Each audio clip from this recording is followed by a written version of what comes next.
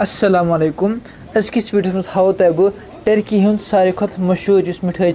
यत बकलावा वनान तुम वनकस स्क्रीन पे वुचान यह मिठाई अत नाव बकलावा सब्ज सान पिस्त क्या पिस्त वारिया मशहूर सी डून या हेजलनट तम फ्लेवर सम रोल वुचान अत नाव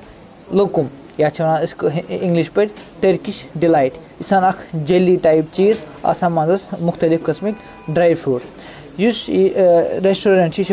प्रोन वारिया कदीम तो बे मशहूर तम किन अगर शॉपिंग करान दिवान पन्ने ट्रेड मार्क बॉक्स सत एडवर्टाइज वनान तो यह असली रेस्टोरेंट सह दमिस पोरस पे खसो तौर तो खेमो तत बकलावा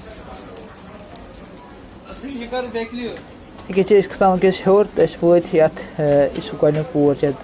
गोक पोर वनान तो ये बेहान ये खेन सान तम हेकान आराम सान खेत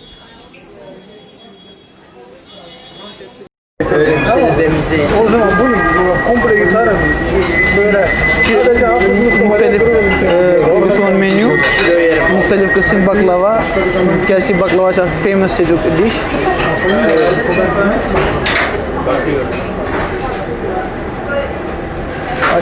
खास तौर पर तक फेमस बकलावा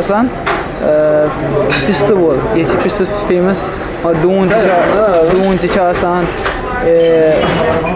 हेजलनट चॉकलेट बकलावा तो ये चाय वनकस सारे फेमस तो सारे द्रज जाए मेन्यू वुचान रेट थोड़ा बढ़ान तो अगर तुम योर यी तुम जरूरी तुम हेकू योर ये रेस्टोरेंट पे तुम हेकू बे कुछ जाए कर ब्रांड प्रमोशन ये खाली सो जाए ये ट्राई करने खतर अगर तुम योर तुम कुछ जाए बकलावा ट्राई कर आराम सान खेत अस कोर पन ऑर्डर अस करो चॉकलेट बकलावा या बे बकलावा इन पता हाव तुम खेवान सोन ऑर्डर वोत यह फिस्तक फिस्तक वनान पिस्त पिस्त सेम बे वाइट कलर यह आइसक्रीम खास आइसक्रीम यह गो चॉकलेट बकलावा ये गो पे नॉर्मल क्लास बकलावा सह गो यह गई पे चाय ज्यादा चाय सर्व कर तो करो सर्व तो वो कुछ sponsor Afiyet olsun arkadaşlar. Türkiye'de bekleriz.